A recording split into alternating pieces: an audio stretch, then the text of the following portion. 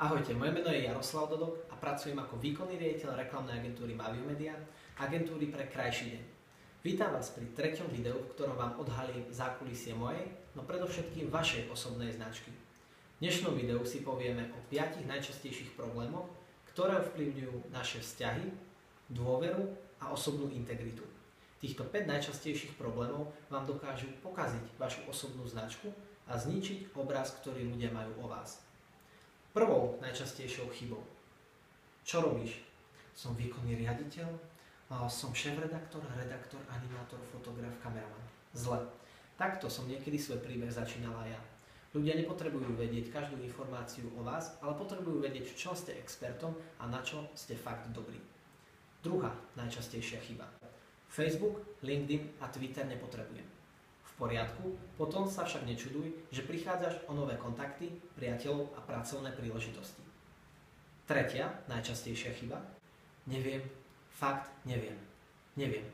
Možno aj vy patríte medzi ľudí, ktorí sa neradi delia o svoje nápady, poznatky či skúsenosti. Pri budovaní priateľstiev a vzťahov je však dokázané, že pokiaľ dokážete iných ľudí inšpirovať alebo im v niečom pomôcť, oveľa rýchlejšie si ich získate. Štvrtá najčastejšia chyba. Ja sa odmietam vzdelávať a už určite nebudem za vzdelávanie platiť. To je príklad trošku opačný než ten predchádzajúci. Sú ľudia, ktorí si myslia, že sú najmudrejší na svete a nemajú chuť investovať do svojho vzdelania, čo je len jediné euro. Piata najčastejšia chyba. Ja nepotrebujem osobnú značku. Je to výčitka, s ktorou sa stretávam vždy, keď školím alebo rozprávam o osobnej značke. Ľudia si myslia, že ju nepotrebujú alebo sa ňou nemôžu stať. Opak je však pravdou. Vy už osobnou značkou ste. Ľudia si o vás niečo myslia a ľudia o vás nejakým spôsobom hovoria.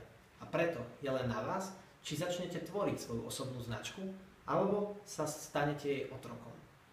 O tom, ako nájsť vhodné riešenia pre týchto 5 najčastejších problémov, budem rozprávať na svojom školení Ako si vybudovať osobnú značku, na ktoré vás pozývam už tento týždeň vo štvrtok 30. júla v Banskej Bystrici. Naučím vás budovať osobnú značku od základov, naučíte sa pracovať so sociálnymi sieťami, vytvoríte si svoj životný príbeh a spravíte prvý krok k tomu, aby ste v offline i v online svete dokázali zaujať veľké množstvo ľudí. Teším sa na vás.